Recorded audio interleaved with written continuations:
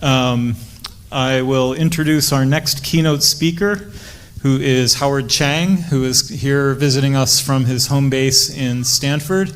And like Nari, needs little introduction for this particular audience. Suffice it to say that he is a serial pioneer in the non-coding RNA world, and not only the non-coding RNA world. There are many other contributions that he has made as well. But it is very much an honor to have him keynote this particular meeting. His talk will be titled Genome Regulation by Long Non-Coding RNAs, and he will, it looks like from his abstract, touch on his recent work about the nexus between non-coding RNA biology and immunity. Howard. Thank you, Eric, for the very kind introduction, and really great to see everybody. The RNA world has undergone an amazing expansion. We now recognize that the vast majority of the human genome is transcribed in one form or another into RNA. And some of these landmark discoveries are depicted in this cartoon. Now, if you indulge me, I want to organize kind of the field's advances into a couple themes. Really, these are the special powers of RNA. In the first phase of RNA research, we found that the RNA is information, really the central dogma of gene expression. The production of mRNA and, of course, ribosomes and spliceosomes. These are RNA machines that make the central dogma possible. Then, in the second phase of the last several decades, we learn about many other RNAs that are involved in gene regulation.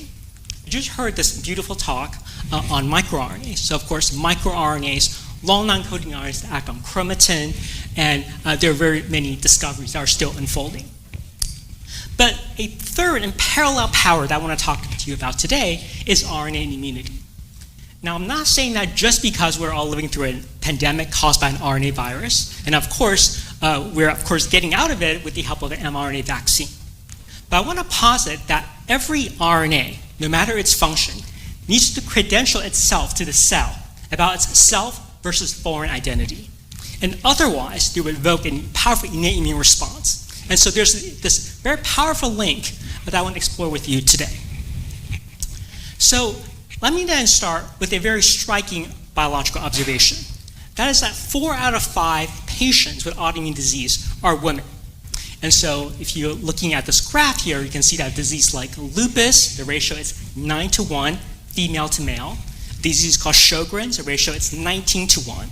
Some of you may know that I'm actually a physician scientist, I'm a dermatologist. Many of these diseases have a skin manifestation, and that's why these patients come to see me. And so I've always been fascinated by this problem. And you may think that because it has to do with sex, it has to do with hormones. But in fact, it's probably really due to sex chromosome differences. So in patients with an XXY genotype, so-called Klinefelter syndrome, they're phenotypically male, they have testosterone, but they have a female level risk of autoimmune disease. So that says that there's something special about that second X chromosome. Now, this is really a double-edged sword.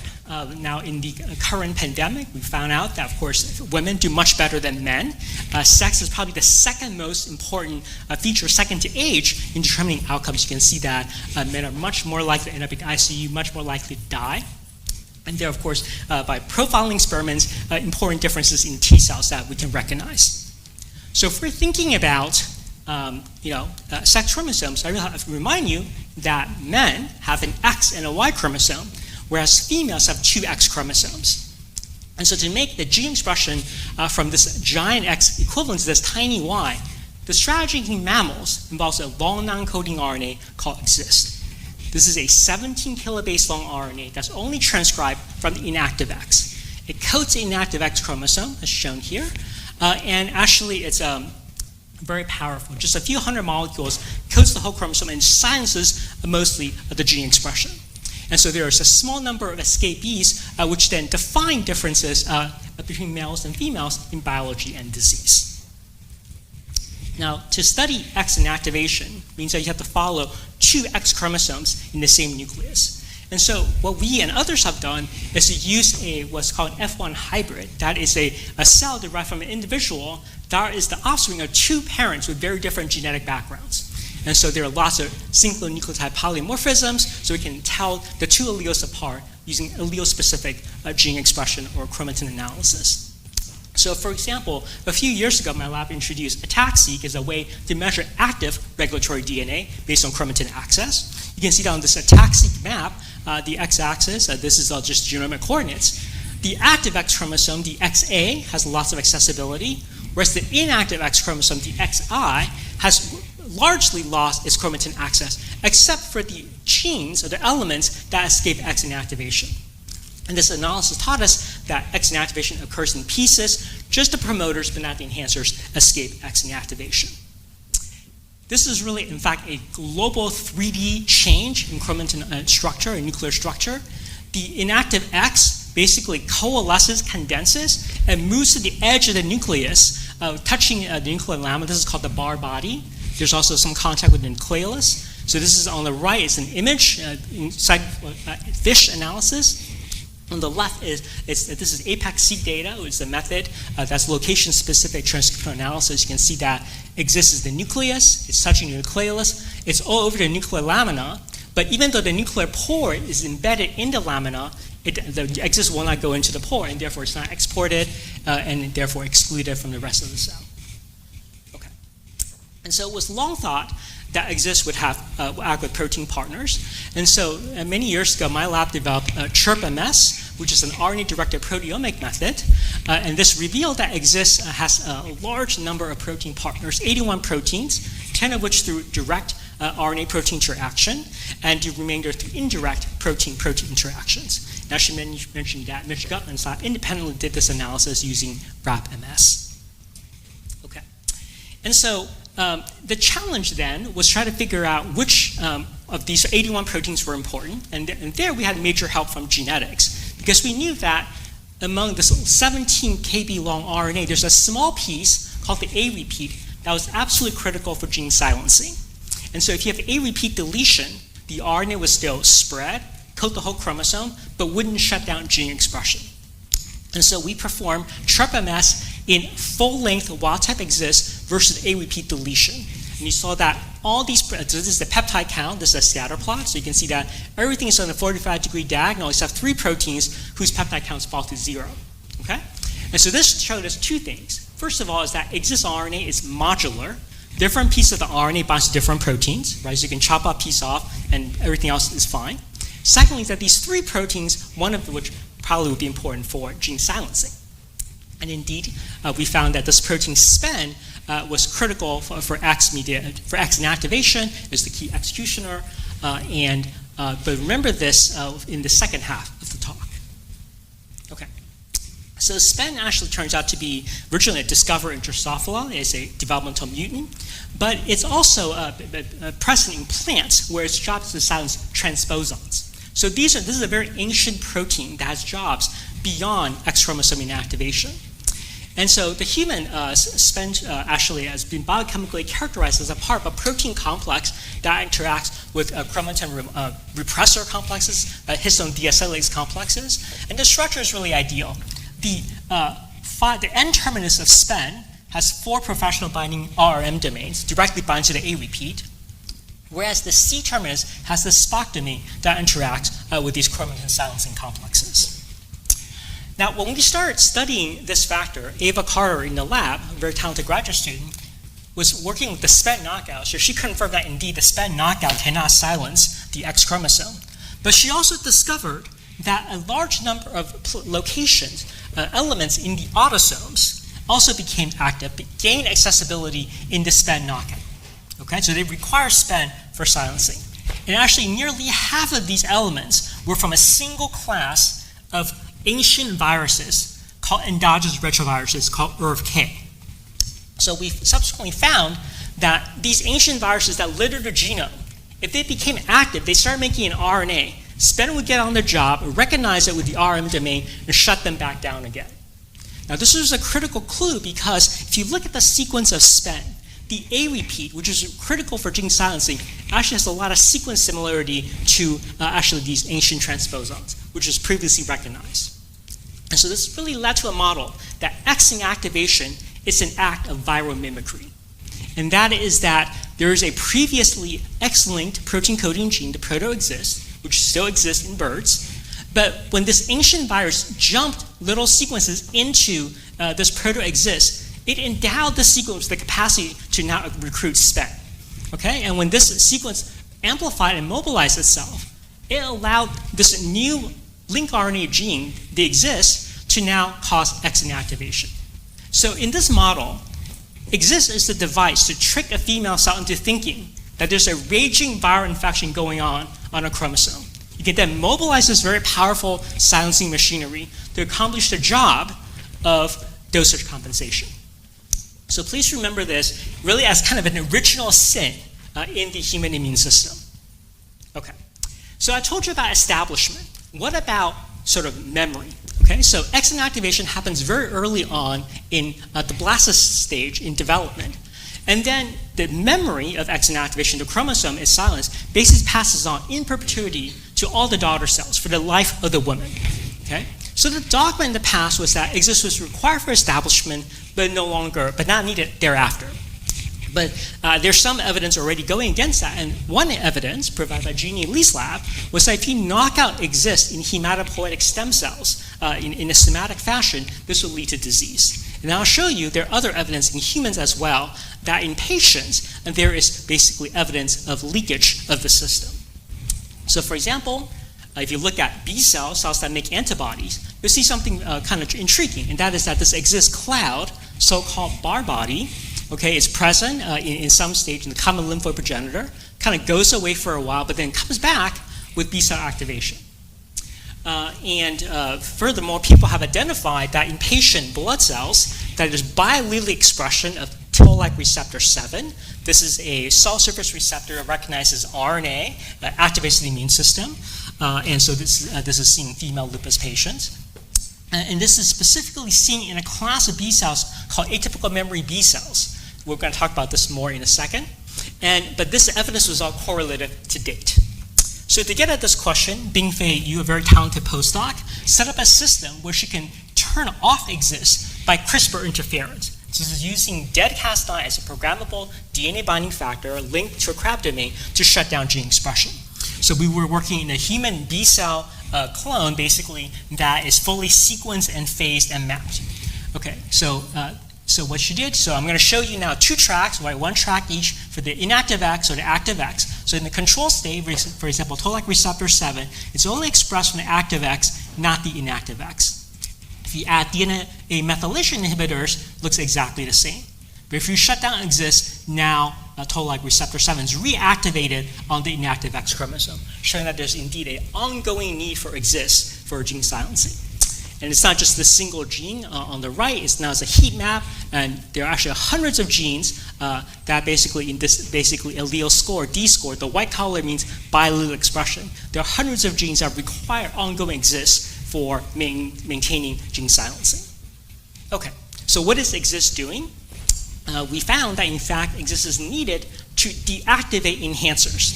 So if you look at this enhancer-associated histone mark, histone H3 lysine 27 acetylation, you can see that, for example, that it is actually active on the active allele, but gone in the inactive allele. But if you take out Xist, then it's a reactivation of these enhancers on the XI. Okay? But in contrast, there's no change to other marks, for example, the polycomb mark. We can also quantify that this is a predominant effect at enhancers, but less so at promoters. So this enhancer deactivation seems to be a principal job of Xist. So since we're now looking at this role of Xist in B cells, which previously not thought to have any function, we asked, could Xist have same or different protein partners in somatic cells? So Yan Chi and Ansu Sapati teamed up and conducted a CHIRP-MS experiment again in adult myeloid cells and B cells compared to ES cells. So we identified actually over 100 proteins, which then we think really gave a parts list for all the functions that Xist needs to carry out. And these include things like, for example, nuclear matrix attachment, RNA modification, chromatin silencing, gene silencing, and so forth. Now, we of course then ask, are these the same factors or not? So this is another scatter plot. So here on the x-axis is the B cells, peptide count in the CHIRP-MS from B cells. On the y-axis is the ES cells. So you can see that some proteins are present in both complexes. For example, SPEN is so very strong #1 in both cases. But you can see that this set of factors, for example, TRIM28, is only an Xist partner in B cells, but not so in ES cells. And conversely, this polycomb or PRC1 complex RNF2 is only in ES cells, but not the other way around. It's not only a ES somatic cell difference. If you look in, for example, myeloid cells versus B cells, again, you see that there are a number of cell type specific partners. Okay. Now, to understand which of these factors mattered, Bingfei went on to silence every single one of these partners using CRISPR-I and asked would they reactivate basically X-linked genes. So this is a first allele-specific CRISPR screen. So you discovered that indeed a number of factors, including SPEN, was absolutely critical, as well as this factor TRIM28. Okay? And so let me tell you a little bit more about that. So this is a B-cell specific partner that's required for Xist activity. So TRIM28 is also known as CAP1. It's actually a very famous gene because it has a well-known role in ES cells for silencing endogenous retroviruses. We knocked out TRIM28 in B cells and indeed reactivates toll-like receptor 7. And so I'll show you it actually silences X-linked genes with a slightly different mechanism than the enhancer mechanism I just talked to you about. So now if you look at, for example, another X-linked target gene, you can see that TRIM28 protein directly occupies the promoters of these genes, but both the active X and inactive X. But of course, what's different is the activity. So if you look at, again, on these two tracks, look at that RNA, it's only transcribed from the active X, not the inactive X. But if you knock out TRIM28, now there's biallelic expression. So we worked out, in fact, that what TRIM28 is doing is activating, working on a step called promoter proximal pausing. So RNA polymerase II will start on nearly every gene and transcribe for about 100 nucleotides and then stop. And then it needs another signal to keep going. Okay, and so we found is that these TRIM28 dependent genes have a high amount of pausing, as evidenced by this class of experiments called GROW-seq, or genome-wide write-on sequencing, more so than independent genes. And so the model is that these genes are pausing, and then when TRIM20 is already present, but if the Xist complex interacts with it, it activates the activity somehow and enhances this Pol2 pausing. So this is a separate complementary activity, like a fail-safe, right? If the enhancer fires, promoter starts going, another step to stop the transcript from actually getting made. So by learning about the genes that depend on continual Xist activity for their silencing, we actually got some interesting clues. Because we can immediately ask, those set of genes, do we ever see them in any other aspect of biology? And we immediately noticed that those same gene set was activated, induced in a number of autoimmune diseases or inflammatory diseases, including inflammatory bowel disease, lupus, rheumatoid arthritis. And it's activated, for example, in lupus patients compared to healthy controls. We can also take this even down to a single cell level. So now we're noticing that in COVID-19 female patients, this is seen in B cells. So let me explain what's going on. First of all, is that this is a UMAP. Every dot is a single cell, and these cells are being organized based on their similarity to each other. And second point is that we can see that there are naive cells that projected two orthogonal fates, one class of conventional memory B cells, and a second class of atypical B cells. And it is these cells that become atypical B cells that have the highest Xist escape score.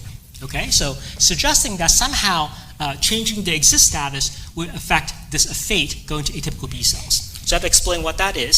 So B cells are activated by B cell receptor antibody cross-linking and CD40 ligation. That's the canonical B cells. But these atypical B cells are activated by different signals, toll-like receptor signaling and interferon gamma. And so, in fact, these atypical B cells, or ABCs, have been seen with autoimmune disease and have antiviral specificities. But importantly, in animal models, they preferentially accumulate in aged female mice rather than male mice. So this really links with our theme. And so these are the markers that we use to follow these cells. And just remember this CD11C positive sort of class is basically the ABCs. So indeed, we can see these cells escaping X inactivation in pathologic cells from female autoimmune diseases, including, for example, in lupus, nephritis. These are the B cells infiltrating the kidney, and seen especially again in CD11C positive atypical B cells. We also see the same phenomenon in rheumatoid arthritis, in the knee-infiltrating cells, B cells, again, escape in atypical B cells more than conventional cells. So this is not seen in every sort of female disease state, right? Actually rather selective. So that was a bit of, again, correlative evidence. So to directly prove that Xist activity is required to prevent the unleashing of atypical B cells, we carry out a primary cell genome editing experiment. So we obtained basically primary human B cells from the blood bank, from female donors, and we developed a protocol to knock out Xist A repeat using Cas9 RNP. We can rest and then stimulate these cells with B cell receptor activation and TR7 agonism and ask, can we drive ABC fate? Okay, so as you can see in the bottom here that we can indeed increase the population of these CD11C positive atypical B cells. Moreover, these B cells undergo isotype switching. And so B cells start with IgM, they get switched to IgD and IgG. These are sequential rounds of maturation, and we see definitely a substantial gain of IgG positive atypical B cells. Okay. So these studies then suggested that, in fact, the job of Xist was not done since early in development, and in fact, there's an ongoing role with somatic cell-specific Xist partners. So in contrary to kind of that monolithic view of basically RNA protein complexes, really Xist, long non-coding has different partners. So this is more like transcription factors with coactivators, different partners in different cell types. And the specific role then in B cell release is that TR7 is a very important target gene, and that Xist acts to prevent naive B cells from turning into atypical B cells. And this is particularly important, we believe, in situations with RNA ligand like COVID-19 or actually lupus or these other diseases where there's autoantigens that have RNA and RNA binding proteins. Now, since we reported this work, just last month, there's actually a report of rare patients with very severe lupus that are born with gain-of-function mutations in toll-like receptor 7. Now, these patients partly also have massive expansion of atypical B cells, so I think that really validates this pathway in humans as really, I think, an important mechanism to prevent autoimmunity. So these studies suggest really this role of the second X chromosome, right? If they become dysregulated, they might contribute to autoimmunity. But we believe that there's a further very intriguing insight. And that is that when we start looking at the proteins that we pull out of these Xist interactome, we notice that many of these top interacting proteins are also autoantigens. That is that patients with autoimmune disease develop antibodies against these self-proteins. So these are the proteins that physicians use to actually diagnose and stratify individuals with autoimmune diseases. So almost half of these top interacting proteins are autoantigens. These are very classic proteins like Rho and LOS, some of Sandra's right in the front row, actually are in this part of this complex. And so this led to the hypothesis that maybe this Xist RNA protein complex is a female-specific trigger of autoimmunity. You have this massive RNA, right, lots of repeats, 17 kb long, lots of copies of those RBPs. And this RNA now is sitting on a chromosome, right, again, over and over again, this highly condensed structure. And this kind of a polymeric repeating structure is the kind of complex that may be able to actually trigger the immune system. So that was the idea. So we first tested this idea to ask what would happen if you basically make cells die, right? If they lysed and they released antigen, what would this look like? And so coming back to our F1 hybrid cells, we can actually induce programmed cell death, apoptosis, you get DNA fragmentation, and then we can actually extract the DNA and ask, do these different genomes fragment in the same way or not? Okay, as a proxy measure of this kind of condensation idea. So this is what the data would look like. This is basically the molecular weight ladders, positive control, like basically nucleosomal patterns of DNA. And then these are our cells, and we make an arbitrary choice of greater than 1 kilobase or less than 1 kilobase. Okay, so we sequence, and indeed we discovered that on the X chromosome, we see an enrichment of the large fragments for the inactive X over the active X. And this is actually depleted with these small sized DNA fragments. Okay? Now, if you look genome-wide, looking at the small apoptotic DNA fragments, you can see that on autosomes, the ratio between the two genomes are exactly 1. Right? What do you expect? But looking at the loci that are silenced on inactive X, we see a depletion of the small apoptotic DNA fragments. But this is not the case for the escapees that escape X inactivation. So in a way, this almost looks like an endogenous version of a taxi, right? It's basically the nucleases that chop up the DNA basically have the same kind of boundaries or the same kind of parameters, and so that these inactive X is harder to chop up large fragments, lots of antigen all coded together. Okay, so to really test this idea, we really thought that what we have to do, right, the most definitive thing is to basically make a male mouse and give it an Xist RNA protein complex and see if we can give this male mouse female level of autoimmune disease. Now, this is a very hard thing to do. So if you express Xist on any autosome or any chromosome, it will silence gene expression from the entire chromosome, and that is a cell-lethal event. But now remember, I told you that the A repeat deletion cannot silence, and it will assemble a 99% Xist RNP. All the proteins are still there. And so that's what we decided to do. So it turns out that Anton Witz's lab had previously made a repeat deletion TET operator conditional mouse. So we obtained this mouse from Anton, and Diana Du, a very brave postdoc, took this on to develop this next round of story with the autoimmune model.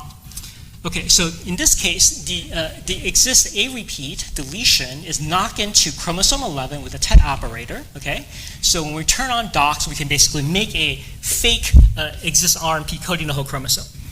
Let me just tell you that indeed there is a huge difference in the Xist expression between males and females. Okay, black and red. Okay, now our Xist transgene is a little bit leaky. And so even without doxycycline, there is a little bit of Xist, but it's still 100-fold less than a real female cell. If you add doxycycline, now you get up to kind of the full level. And if you look in the organs, you can actually see these Xist foci, the bar bodies, start to form only if you add doxycycline. So let's keep this in mind. Okay. So now what do you have to do to get these mice autoimmune disease? So in fact, many mouse models of autoimmunity don't have sex bias. So we finally came to this particular model called the pristane-induced lupus model, which in fact does show this female preponderance disease activity shown here. So it has autoantibodies and organ disease in multiple organs. And this requires a very special genetic background called Smith-J-Lambert, and so keep that in mind. And so we're going to test the impact of Xist on resistant autoimmune genetic backgrounds. Okay, so when I say we, it's actually really Diana Du. And so she basically created all these cohorts, right? So basically we have our positive control, female mice treated with pristane. We have our negative control, male mice, either with or without pristane. Then we have basically the treatment control with only basic pristane, but wild type. And then finally the test case, male Xist transgene doxycycline with pristane, okay? And so I want to give a specific shout out to Diana because she was doing these experiments and then COVID hit. Everybody got sent out of the mouse room. And so there's many, many dark and lonely nights only by herself carrying this experiment on. She made this happen. And so I'm about to explain sort of 5 years of her life in 5 minutes. So I really feel I need to give credit where it's due. Okay. So indeed, in this genetic background that's resistant to autoimmune disease, the C57 black 6 background, we treated the mice with pristane, is the non-specific tissue damage. And basically waited a whole year, there's no end organ disease, okay? But importantly, we noticed that this was actually enough to cause autoantibodies. Okay, so these are the measurements of autoantibodies. What you want to look at is the female versus basically the male Xist transgenic. And importantly, both the doxycycline-induced male and just the male transgenic, very low levels of Xist was enough to give autoantibodies. These autoantibodies go beyond the protein on the Xist RNP, so which suggests a possibility of something called antigen spread. Once the immune system gets started, it goes to additional specificities. So since they're autoantibodies, we can also look into the rest of the adaptive immune system. So if you look at in T cells from these mice, we can now notice that in fact there are differences in their genome regulation. This is looking at ataxic CD4 cells. This is males, this is females. Just sort of a striking difference. Now if we actually then add on these different layers, we can see a partial reprogramming of the male chromatin accessibility pattern to resemble a female-like state. Now, this is really a change in cell type composition. And once we do the cell deconvolution, we really realized that with the difference, it was really a high frequency of naive CD4 cells and a change to a higher frequency of memory CD4 cells and between males and females, and that's being transformed also in our male Xist transgenic. Okay.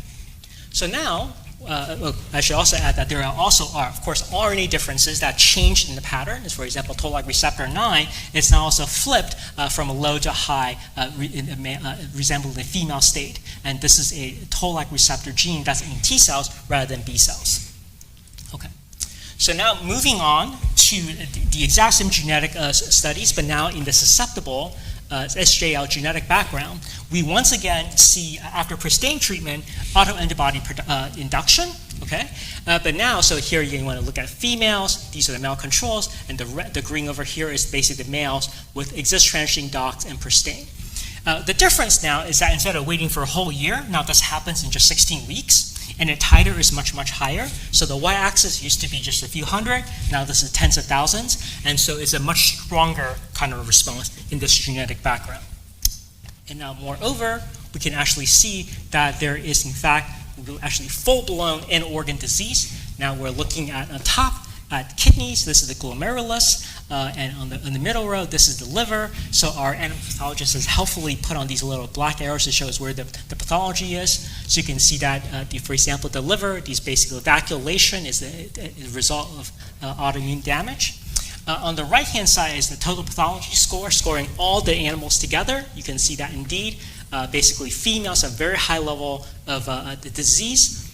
Males much less so, but with the transgenic Xist transgene and pristine basically can now convert to a female-like level of autoimmune disease. Okay, and so this now we see end organ disease at kidney, liver, lung, and spleen, basically all over the body. All right, so what I've told you then is that we really think that this Xist RNA protein complex is a driver of female-specific autoimmunity.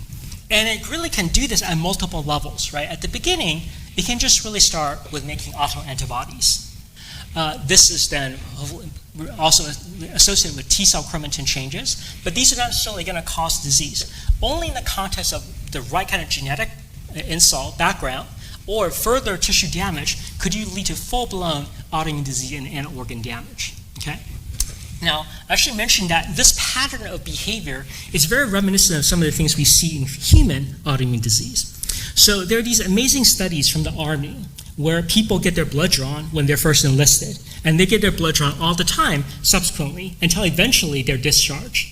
Now, a subset of these individuals will get autoimmune disease when they're in the Army, and you can go back in time, look in their blood and say, when did they first start having autoantibodies? When did they first start having disease? And the answer is that you can actually get autoantibodies years, sometimes a decade, before you get autoimmune disease. Okay, so this is a known phenomenon in human biology, and I think it's very interestingly that this mouse model is recapitulating this phenomenon, that you start with this kind of break intolerance, T-cell subset changes, and finally tissue damage.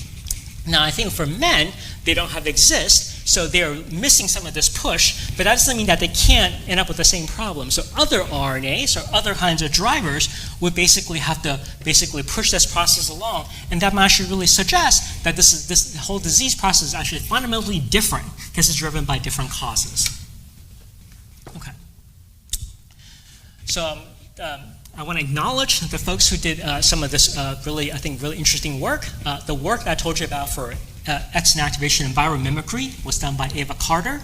Bingfei Yu led the work on Xist memory in B cells, and Diana Ju led the work on Xist RMP as a driver of autoimmunity. I gratefully acknowledge my collaborators, especially Edith Hurd and TJ Utz at Stanford for the last study, and I gratefully acknowledge my funding sources. Thank you for your attention.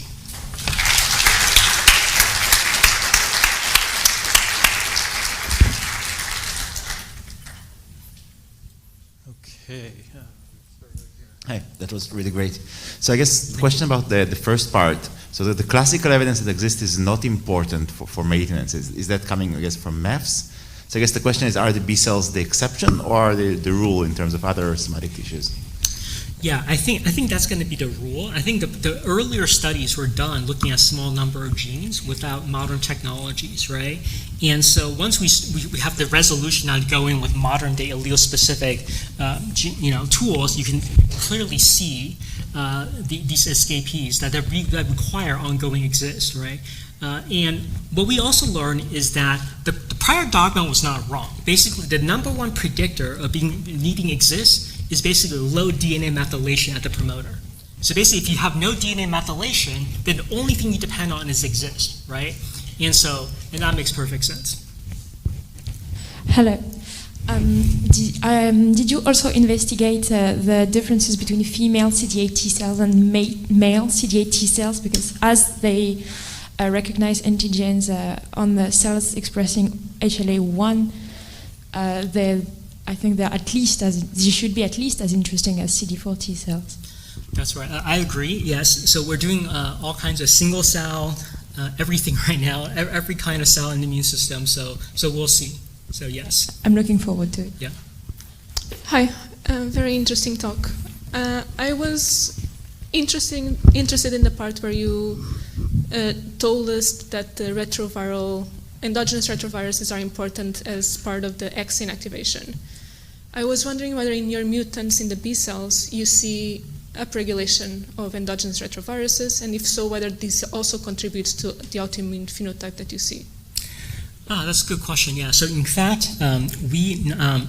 okay. So two things. One is that in the B cells we knocked out or inactivated Xist, which obviously only acts on the X chromosomes.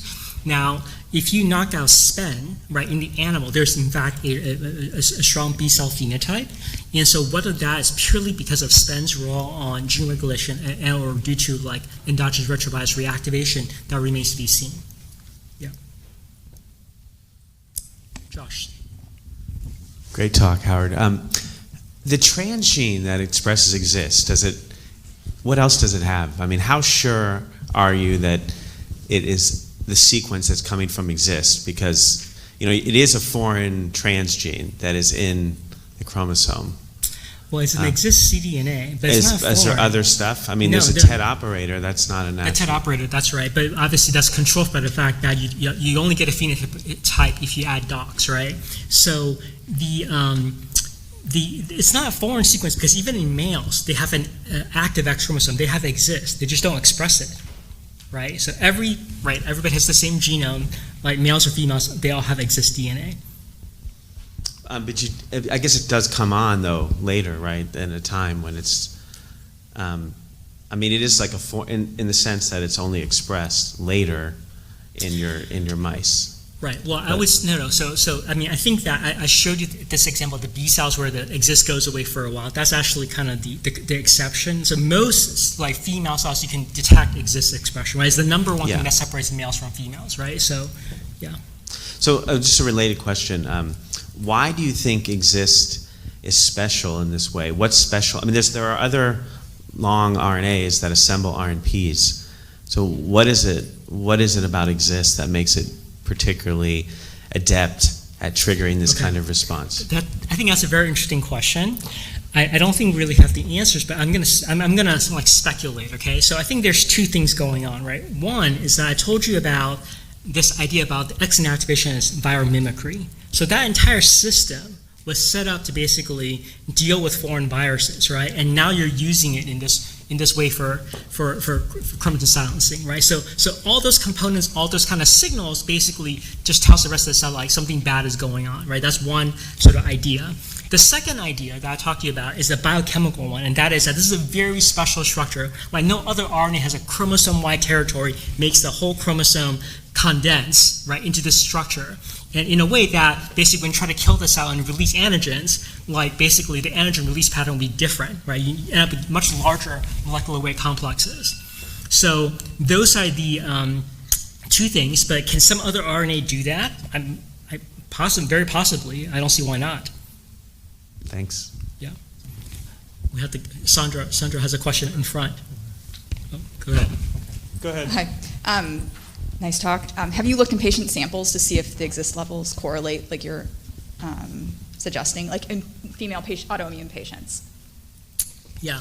So Xist level in female autoimmune patients actually do all kinds of really interesting and different things. So I told you about this biallelic escape. So sometimes you see that the Xist cloud is not there. Sometimes people think that there is some other kind of problems with gene silencing, but you don't really see like more Xist that in female cells. from autoimmune patient samples. So you didn't mention interferon at all. Where does this fit in? I'm sorry, can you say the question again? You didn't mention interferon, which we know increases when a lot of RNAs accumulate. I can mention work from Nari Kim and Nick Proudfoot on monogenic interferonopathies. That's right. Yeah, I only briefly mentioned interferons in the context of atypical B cells, and that is that they can get activated by interferon plus toll-like receptor signaling, bypassing the need for CD40 ligation and other costimulatory signals. So so if you're asking about whether there are changes in interferon levels, like for example, in the Xist mice, we don't know yet. So one of the autoimmune diseases is subacute cutaneous lupus erythematosus, which you probably know about as a dermatologist, which I think is not female skewed. Can you comment? Okay, this is a very, very detailed question. Yeah, so there are different flavors of lupus, right? So this is one such flavor. I always thought that disease had more of a infection association, right? Like bacterial infection association. Yeah, that's true. And right, it's basically like drug-induced like haptin, right? So that's very common as well. That's right. So I think that subset. I think the broader question is, okay, if this is a pathway, is this the only way to get autoimmune disease? And clearly that's not true, right? Like there are many other ways. That's correct. Yeah. All right, well, a lot of great discussion. I wanted to let it run, but I think we're over time now, so we will thank Howard one more time.